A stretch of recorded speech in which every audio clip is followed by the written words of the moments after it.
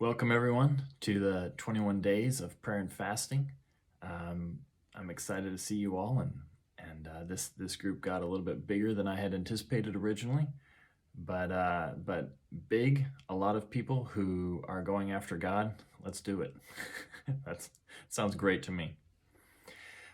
This is my 10th year doing a 21 days, and many times when I completed it in the past, I would think back and think, man, I wish I would have told someone about it, or I wish they could have participated with me, or I wish we could have bonded and united and gone after God in something. And this year, finally, God kind of got ahead of me on it and started getting me thinking about it and talking about it ahead of time. So thank you to everyone who's here and who's joined. There's people here from all across the nation. Some of you have friends that you want to invite. I would encourage you, please do so. It's an open group. That's not a problem at all. A couple of thoughts to get our trains on the God track. Hopefully you have a Bible reading plan already and you're doing it. If not, Bridgeway Church has an excellent Bible reading plan, and there's several one-year Bible plans online that are great. Please feel free to do any of those. If any of you wants to post the reason why you're fasting, you're very welcome to do so. I would encourage people to not post what you are fasting. That can quickly lead to comparison or pride or other issues. But if you post what you're fasting for, what you're asking God for, what you're going for, I think that would be great. And we can hopefully lift each other up in that process and think of each other and pray for each other as it comes to mind. When you're fasting, I would encourage you to think about the concept of replacement. So oftentimes, if whatever you're fasting, it could be entertainment, social media, food, sugar, caffeine, working out, sleep. Maybe you're fasting doing the dishes. Whatever you are fasting, think about replacing it with something that will be God focused and allows you to step into something where you're not just thinking about what you're not doing, what you would usually be doing or intaking during this time. This directly relates to the verse where Jesus was talking about a house, if with one spirit is cleaned out, it goes and finds 7 more and returns. We want to fill, when we take something out, we want to fill the rooms of our house with good things that are going to be honoring to God. And if at the end of your 21 days, you're not convicted to continue, great. But sometimes we fast something and then we realize, oh, this is out of my life, and I don't want it to ever come back.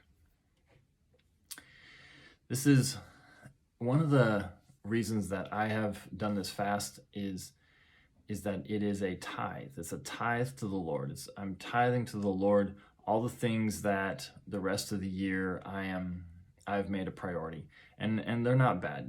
Like I said, it could be working out, it could be food, it could be what you're thinking about, it could be entertainment, it could be just the year in general.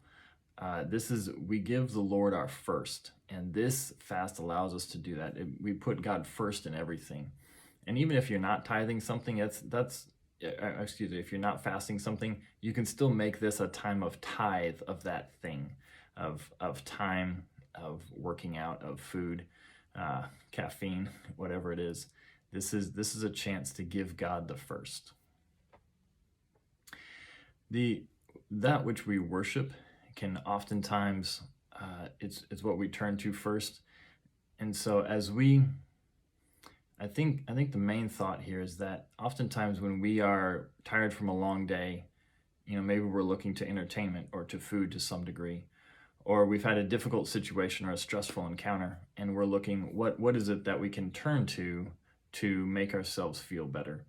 And that's one of our opportunities in this, is that we get to turn to God before we turn to these other things.